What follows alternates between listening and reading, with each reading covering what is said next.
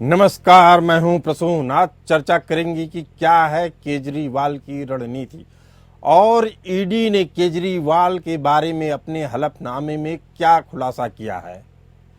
Delhi high court में मंगलवार को केजरीवाल की याचिका पर ईडी ने अपने हलफनामे में खुलासा किया है कि गोवा में पैसे ट्रांसफर करने के लिए इस्तेमाल किए गए रूटों की पहचान कर ली गई है।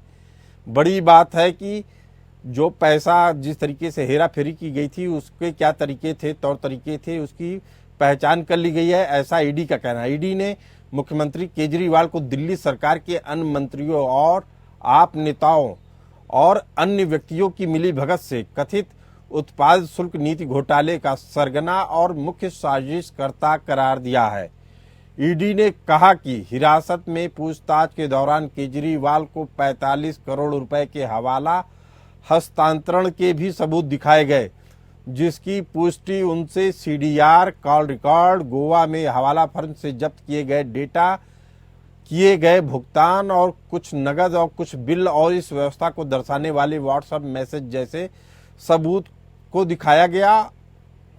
2 अप्रैल को दाखिल ईडी के हलफनामे के अनुसार केजरीवाल गवाहों के कई बयान भी दिखाए गए केजरीवाल को, जिसमें उन्होंने गोवा में आपके प्रचार अभियान में काम किया था।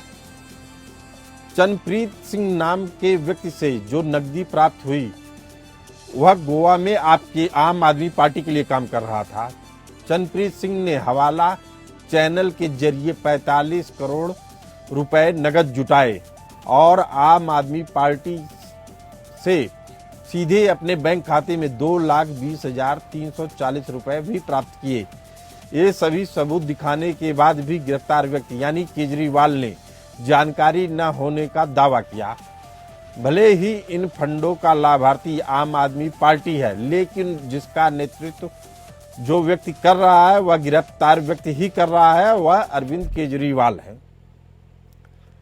लेकिन केजरीवाल और उनके समर्थक पूछते हैं कि आखिर रिश्वत की रकम गई कहां, तो इसका जवाब भी ईडी के हलफनामे में है। गोवा में खपाए गए रकम के बारे में बड़ा खुलासा किया गया है। अशोक पटेल, किरण भाई पटेल और जगदीश शर्मा के बयानों से पता चलता है कि जो पैसा गोवा में हस्तांतरित किया गया था वह कई रूटों से आया था। अशील कॉरपोरेशन के अगाड़िया अशोक चंदू भाई से लगभग 12 करोड़, देवांग सोलंकी से करीब 7.1 करोड़ रुपए, केएस इंटरप्राइजेज के सोलंकी, कीर्ति अंबा लाल से 16 करोड़ रुपए, नीलकंठ से 7.5 करोड़ रुपए और मां अंबे से 2 करोड़ रुपए मिले। ईडी का दावा है कि इन गड़िया फर्मों से संबंधित व्यक्तियों के बयान की पुष्टि होती है। इसके अलावा उन्होंने कहा कि इन फंडों के स्रोत का भी खुलासा किया गया है। अशोक चंदू भाई को राजेश जोशी और चेरियट प्रोडक्शन लिमिटेड के एक कर्मचारी दामोदर प्रसाद शर्मा से लगभग 12 करोड़ रुपए की धनराशि प्राप्त हुई। देवांग सोलंकी ने भी यह खुलासा किया है कि उन्हें अरविंद सिंह नाम के शख्स से 7.1 करोड़ रुपए मिले। तबादलों के समय अरविंद सिंह साउथ ग्रुप के अभिषेक बोइनपल्ली के सह स्वामित्व वाले गौतम मुत्था के इंडिया हेड न्यूज चैनल में production controller cum commercial head थे। अरविंद सिंह की सीडीआर के अनुसार यह स्पष्ट है कि वह सोलंकी, चरणप्रीत सिंह और प्रिंस कुमार के संपर्क में थे।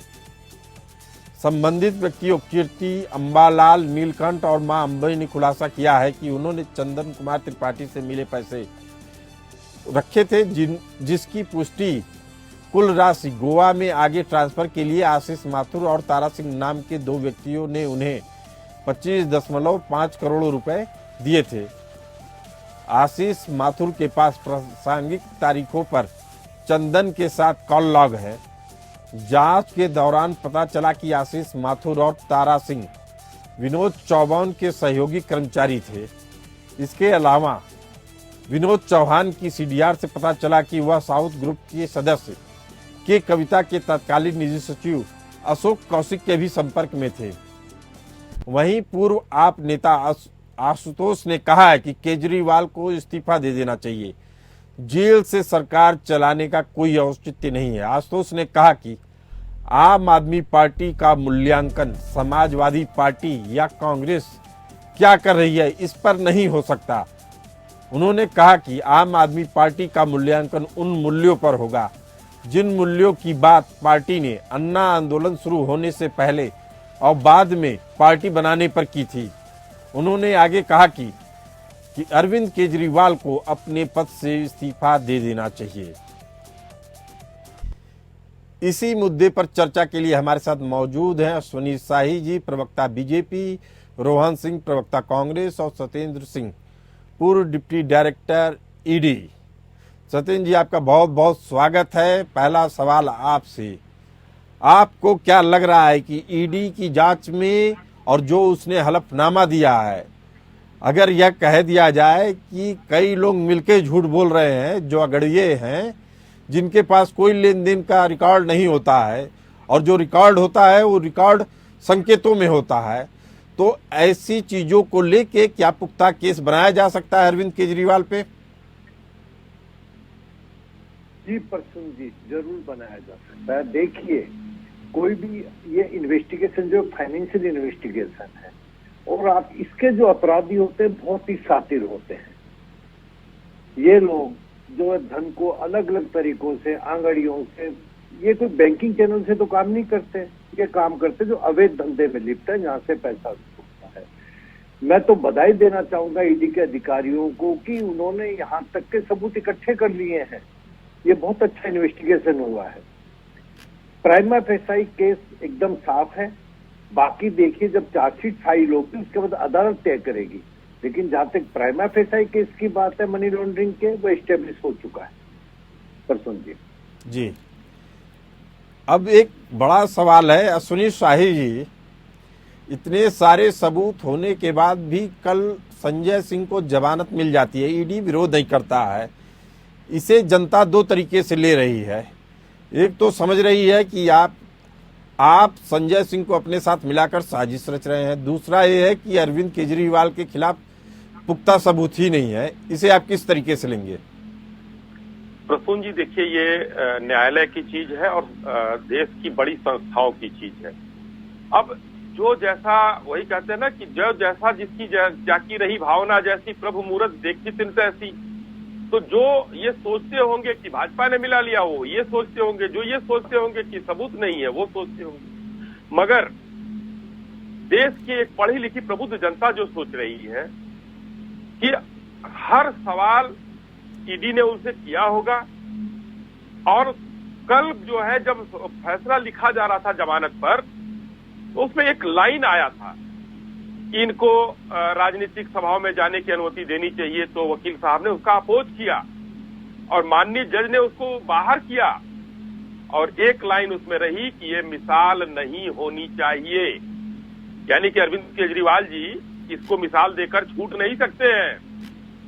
इनकी जांच मुकम्मल हो चुकी है, इसलिए ईडी ने इनका पासपोर्ट जब्त करने की बात की, इनको लाइव लोकेशन पर रहने की बात की, कई उनको शर्तों के साथ जमानत दे दी गई है।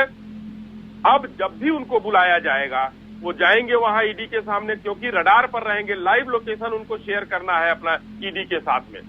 तो प्रसून जी, ऐसा कुछ नहीं है कि किसने क्या किया, ये न्यायालय की प्रक्रिया है। अब कहने वाले देखिए किस तरीके से छाती पीट पीट कर आम आदमी पार्टी वाले कह रहे हैं हम चोर नहीं है, हम भ्रष्टाचारी नहीं है। तो जो एक जेब कतरा भी जब पकड़ा जाता है, 4 लाख जब पीटा जाता है उसको, कहता साहब मैंने चोरी नहीं की, मैंने ये नहीं की।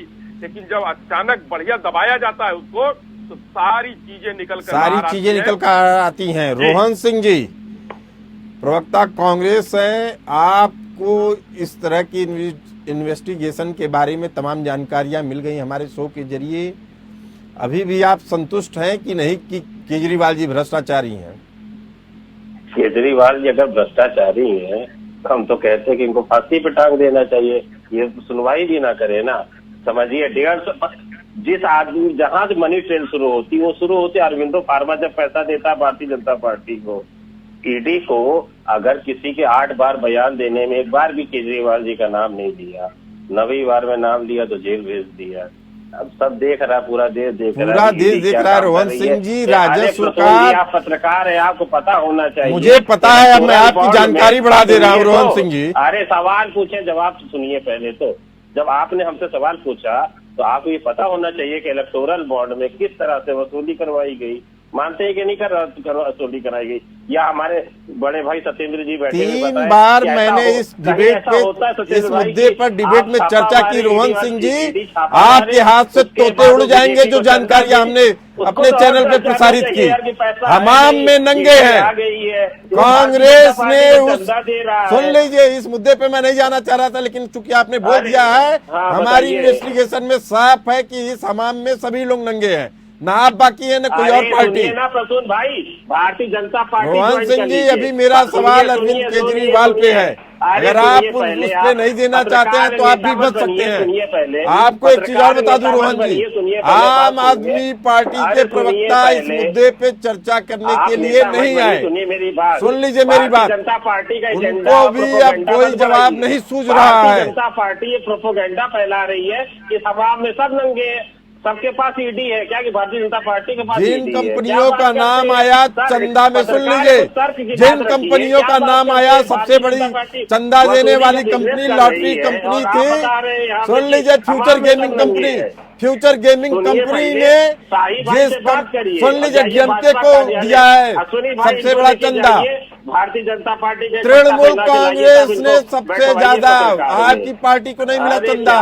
नंबर दूसरे पे तृणमूल कांग्रेस को मिला, कांग्रेस को तीसरे पे मिला। आपके साथ क्या समस्या है रोहन सिंह जी? आप सच्चाई सुनना नहीं चाहते हैं, अधूरी बात करते हैं, अधूरी बात पे आते हैं। बात रामपुर की होगी, चले जाएंगे आप कानपुर। आपको देखे कि आप भारतीय जनता पार्टी की तरफ से हम और आप डिबेट कर रहे हैं। आप डिबेट कहाँ कर रहे हैं? आप तो भाग रहे हैं दूसरे मुद्दों पे। क्या बात करें? आप जो पता नहीं वो हम बोलेंगे, आप जो कहेंगे नहीं, आपसे बात पूछेंगे हम अरविंद केजरीवाल पे, तो आप जाएंगे गेमिंग कंपनी पे, उसपे भी आपके पास जवाब नहीं है। भारतीय जनता पार्टी आपसे फ्यूचर गेमिंग कंपनी का नाम सुना है आपने? हाँ या ना बताइए आप। रोहन सिंह जी, आपसे सीधा सवाल, फ्यूचर गेमिंग कंपनी का नाम सुना है आपने? क्या बात करते हैं? आपने अरविंदो फार्मा का नाम सुना है? आपने सुना ही नहीं? सबसे बड़ा, आपने अरविंदो फार्मा का नाम सुना कि नहीं सुना है? रोहन सिंह जी, आपके साथ समस्या क्या है कि आपको सुनना ही नहीं है? आप समझ में आ गया, दो चीजें, टॉपिक कुछ और है, बात कहीं और ले जा रहे हैं आप। अरे हम दिन भर यही काम करते हैं प्रसून जी। आप भारतीय जनता पार्टी प्रवक्ता की भाषा बोलेंगे, बिल्कुल नहीं सुनूंगा। रोहन सिंह जी, अगर आपको नहीं समझना है, नहीं सुनना है, तो उसमें देश भी जनता भी आपको नकार रही है। आपको भी देश की जनता न सुन रही है, न समझ रही है। अश्विनी शाही जी, आप इनकी बात का जवाब दीजिए। कोई फर्क नहीं पड़ रहा है। प्रसून जी, देखिए, जवाब देने के लिए तर्कों की जरूरत होती है, तथ्यों की जरूरत होती है, वो विपक्ष के पास नहीं है, उसका अकाल है आज।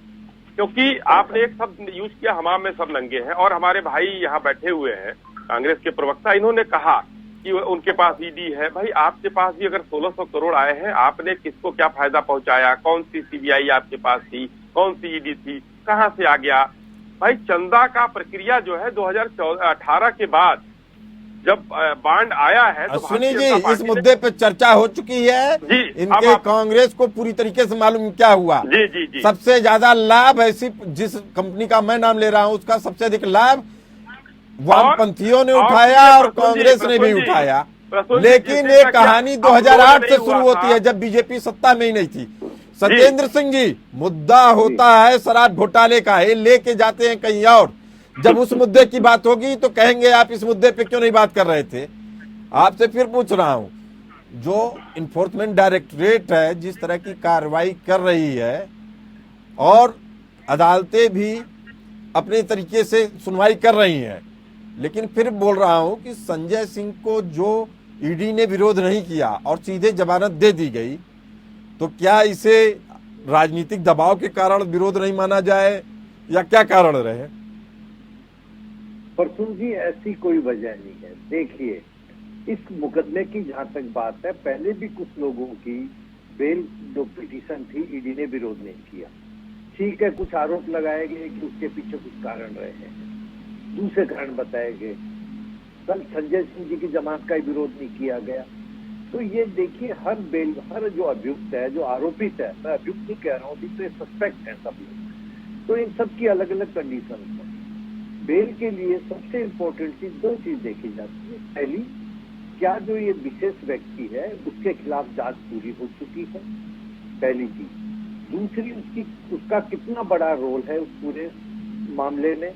तीसरा, कि क्या वह व्यक्ति, उसकी क्या इतना मजबूत है या क्या स्थिति है, क्या वो बाहर जाकर जब जमानत पर रहेगा तो क्या जो बाकी जांच है उसको प्रभावित कर सकता है और गवाहों को डरा धमका सकता है। ये बड़े मेन क्राइटेरिया है जो अदालत देखती है जमानत देते हैं। तो ईडी ने जो जमानत का विरोध नहीं किया तो पहले भी कुछ लोगों का नहीं किया है, ऐसा नहीं है।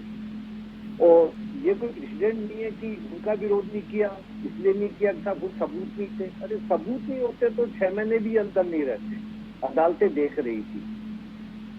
और जहाँ तक केजरीवाल जी की बात है, क्या आप पार्टी का नाम नहीं लेना चाहिए मुझे। देखिए, बार बार कहा जा रहा था पैसा नहीं मिला, पैसा नहीं मिला, पैसा नहीं मिला। यदि कोई मर्डर हो जाता है किसी का, उसकी डेड बॉडी भी नहीं मिलती है, उसके बाद भी साक्ष्यों के आधार पर अभियुक्तों को सजा भी होती है। सत्येंद्र जी, आप बेहद गंभीर बात कर रहे हैं और इस तरीके से इसका सीधा मामला तब उठता है जब मालूम चलता है कि दिल्ली सरकार के राजस्व को करीब 2200-2300 करोड़ रुपए का नुकसान हो गया। जहां राजस्व मिलता था 2200-2300 करोड़ रुपए, वहां आ गया 321 करोड़ रुपए पे।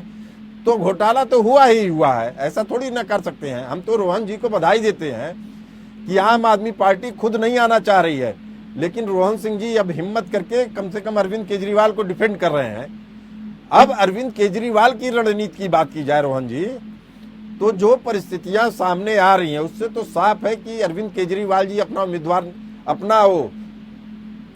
अपने पार्टी का कोई ऐसा नेता नहीं चुनना चाह रहे हैं जिसको सीएम पद पे आसीन किया जा सके। उनको लग रहा है मेरा विकल्प न मिले तभी अच्छा है। तो विकल्पहीनता की स्थिति में, जबकि उनके अब पार्टी के नेता भी कहना शुरू कर दिए हैं कि आपको इस्तीफा दे देना चाहिए, नया नेता चुन लेना चाहिए।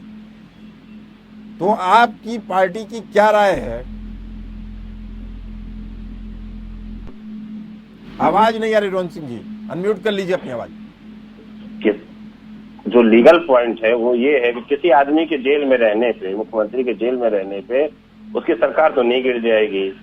अब होती बात इतनी सी है कि उसको चलाने के लिए सेक्रेटरिएट चाहिए, ऑफिस चाहिए, लोग चाहिए, वो तो मिल नहीं पाएगा। डिप्टी जेलर के कमरे में भी इतनी जगह रहती नहीं है। अब भारतीय जनता पार्टी क्या कर सकती है? आपको मैं कुछ अपडेट दे देता हूँ। अंतुले के केस में सुप्रीम कोर्ट का एक वर्डिक्ट आया था, जिसको कल मैंने अपनी डिबेट में बताया भी। सुप्रीम कोर्ट ने कहा कि मुख्यमंत्री भी सिविल सर्वेंट होता है, सिविल सर्वेंट के ऊपर भी वही नियम कानून लागू होते हैं जो किसी भी सिविल सर्वेंट पे हो सकते हैं। दूसरा, जेल का मैनुअल है, मेरी बात सुन लीजिए रोहन सिंह जी, जेल का मैनुअल है, वहाँ किसी भी तरीके की कैबिनेट मीटिंग की मनाही है, साफ तौर पे मनाही है। अब आगे आप कह रहे हैं, सुनिए ना, पहले आप अपने के यहाँ से एक बर्खास्तगी का नोट जारी करा दीजिए एपीएम के स्टूडियो से कि केजरीवाल की सरकार बर्खास्त कराई जा रही है। बहुत अच्छी बात कही आपने, कहा कि बर्खास्त करवा दीजिए। सुन लीजिए, करते हैं, सुनिए, आपको समझ में नहीं आ रहा है, मैं आपको बता रहा हूँ। केजरीवाल जी की कोशिश यही है कि सरकार बर्खास्त हो जाए ताकि एक सहानुभूति की लहर मिल सके। पार्टी से कहिए, इस लहर को भुनाने के लिए जानबूझ के ऐसे कृत्य किए जा रहे हैं, जिसके कारण से सरकार को बर्खास्त करना पड़े। मुख्यमंत्री 1 साल का समय बचा है चुनाव में, लेकिन रोहन सिंह जी आप समझना नहीं चाह रहे हैं। आपके ऊपर इसी अरविंद केजरीवाल जी ने तमाम तरह के भ्रष्टाचार के आरोप लगाए थे और जनता देख रही है, इसीलिए आपकी पार्टी को उखाड़ के फेंक दिया गया दिल्ली से। कोई प्रॉब्लम नहीं और अभी जब समस्या नहीं आएगी तो इसी तरीके की भारतीय जनता पार्टी आगे 10-15 साल और बनी रहेगी। जादू थोड़ी होता है। लेकिन आप अभी भी राजनीतिक शुचिता की राजनीति नहीं करना चाहते हैं। आप केवल मीडिया पे आरोप लगाते हैं, सच्चाई सुनने में आपका गला भर आता है। लेकिन सवाल ये है कि सच्चाई से कब तक मुंह मोड़ेंगे? आप सुप्रीम कोर्ट के फैसले को नहीं सुनना चाह रहे हैं, जेल के मैनुअल को नहीं सुनना चाह रहे हैं, अपनी जानकारी को भी अपडेट नहीं कर रहे हैं। उसके बाद आपके सामने ईडी का एक वरिष्ठ अधिकारी है, उसकी भी बात नहीं सुनना चाह रहे हैं। आप केवल शुतुरमुर्ग की तरीके से रेत में सिर डाल दिए हैं, कह रहे हैं चारों ओर हरा भरा है। सत्येंद्र सिंह जी, ऐसी स्थिति में सरकार के पास क्या विकल्प बचता है? अगर मान लीजिए ऐसे मुख्यमंत्री के तौर पे अगर जमानत दी जाती है तो कहीं न कहीं प्रभावित करने की क्षमता अरविंद केजरीवाल को भी होगी। तो क्या मेरा सवाल है, क्या अगर केजरीवाल जी इस्तीफा दे दें तो उनको जमानत में कोई सुविधा मिल सकती है? सत्येंद्र सिंह जी, मुझे नहीं लगता कि ऐसा कोई फर्क पड़ेगा। कोई जी, ये अदालत तय करेगी। देखिए अभी आज भी शायद बहस चल रही है अभी तक अदालत के अंदर, लेकिन ये इनकी जो प्ली है कि साहब चुनाव के समय गिरफ्तार कर दिया गया, तो ये एजेंसी पे जबरदस्त एक गंभीर आरोप लगाया जा रहा है, जबकि वो एजेंसी अपना कानूनी काम कर रही है। मेरा सिर्फ एक छोटा सा सवाल है, मान लीजिए कोई राजनेता, जन नेता या आम चुनाव में खड़ा होने जा रहा है, 3 दिन पहले उनके हाथों से एक मर्डर हो जाता है, तो क्या उनको गिरफ्तार नहीं किया जाएगा? ये वो प्ली लेंगे कि साहब इंतजार कीजिए, पहले चुनाव हो जाए। सत्येंद्र भैया, हमारे एक छोटा सवाल का जवाब दीजिए। महाराष्ट्र में शिवसेना से उद्धव ठाकरे गुट का एक कैंडिडेट था, सुबह 9 बजे नामांकन किया सत्येंद्र भैया, और 10 बजे ईडी पहुंच गई। अब क्या था, उसने 1 महीना पहले मर्डर किया था। देखिए मुझे उस केस का रोहन सिंह जी के साथ क्या समस्या है? सत्येंद्र सिंह जी, मैं समझाता हूँ आपको। वो एक दागी को बचाने के लिए दूसरे दागी का नाम लेते हैं, कहते हैं इस पे कम कार्रवाई हुई और उस पे ज्यादा हुई। अश्विनी शाही जी हमारे साथ मौजूद है। अश्विनी शाही जी, शुभेंदु अधिकारी, आखिर आप इन लोगों को क्यों मौका देते हैं? दागियों को ऊपर, हर दागी के ऊपर कड़ी कार्रवाई होनी चाहिए। नवाब मलिक गंगा नहा लिए, नाम गिनाना शुरू करूंगा। नवीन जिंदल गंगा जी नहा लिए। क्या बात करते प्रसून भाई, थोड़ी नैतिकता अश्विनी शाही की बात सुन लीजिए प्लीज। घर पे जाके लोग कहेंगे कैसे पत्रकार जी की आवाज आप करिए। ईडी का मामला नहीं दिखता है आपको, एक गरीब आदमी मुख्यमंत्री बन गया।